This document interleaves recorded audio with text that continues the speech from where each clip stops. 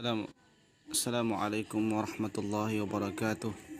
Alhamdulillahi rabbil alamin, wassalatu wassalamu ala asyrafil anbiya'i wal mursalin wa ala alihi rasulillahi ajmain. Amma ba'du. Puji syukur kita panjatkan kepada Allah Subhanahu wa taala yang masih memberikan kita kesehatan. Baiklah, di sini kami dari kelompok 4 ingin mempresentasikan hasil kerja kami dengan judul Langkah-langkah pengembangan instruksional. A. Pengertian pengembangan instruksional.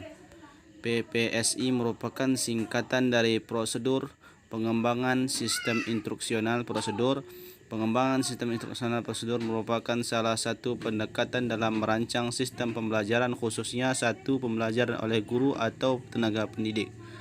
Prosedur pengembangan sistem instruksional merupakan pendekatan yang melekat pada kurikulum yang utama pada tahun 1957, 1976, dan 1977.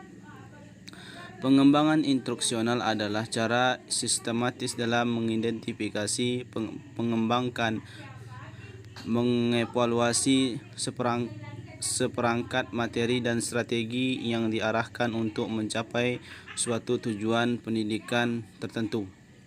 B. Model pengembangan instruksional. 1. Definisi langkah-langkahnya adalah: A. Mengidentifikasi kebutuhan instruksional dan menulis tujuan instruksional umum. B. Melakukan analisis instruksional. C. Mengidentifikasi perilaku dan karakteristik awal peserta didik. 2. Analisis dan pengembangan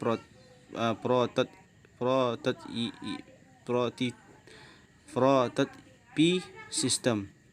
Langkah-langkahnya adalah: A. Menulis tujuan instruksional umum. B. Menulis alat penilaian hasil belajar. C. Menyusun strategi instruksional. D. Mengembangkan bahan instruksional. 3. Melaksanakan evaluasi formatif. Langkah-langkahnya adalah: A. Penelaahan oleh pakar dan revisi. B. Evaluasi oleh 1-3 peserta didik dan direvisi. C. Uji coba dalam skala terbesar dan revisi. D. Uji coba lapangan dengan melibatkan semua komponen dalam sistem sesungguhnya. C. Identifikasi kebutuhan peserta didik. Identifikasi kebutuhan peserta didik bertujuan antara lain untuk melibatkan dan memotivasi peserta didik agar kegiatan belajar dirasakan sebagai bagian dari kehidupan dan mereka merasa memilikinya. Hal ini dapat dilakukan sebagai berikut. A. Peserta didik didorong untuk menyatakan kebutuhan belajar merupakan kompetisi tertentu yang ingin mereka miliki yang diperoleh melalui kegiatan pembelajaran. B. Peserta didik didorong untuk mengenali dan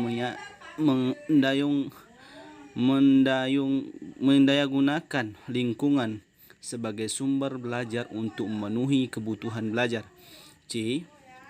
Peserta didik dibantu untuk mengenali dan menyatakan kemungkinan adanya hambatan dalam upaya memenuhi kebutuhan belajar, baik yang datang dari dalam maupun dari luar.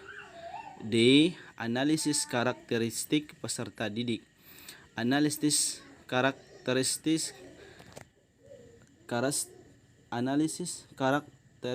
peserta didik tersebut ada yang sifatnya umum atau disebut dengan karakteristik umum, dan keunikan khusus atau disebut dengan karakteristik khusus. 1.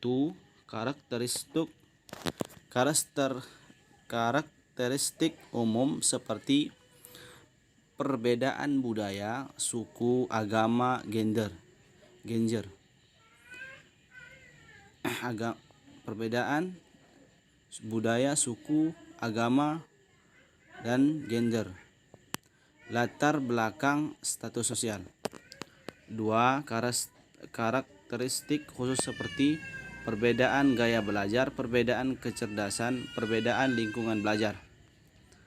Karakteristik umum meliputi gambaran tentang umur, jenis kelamin atau gender, tingkat dan faktor budaya dan sosial ekonomi. Memahami keberagaman karakter peserta didik memberikan dampak yang begitu besar.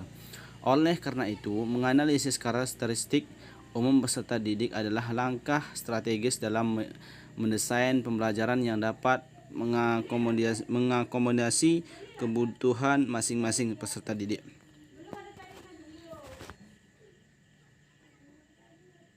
Baiklah, hanya itu saja yang dapat kami presentasikan dari kelompok. Salah nih.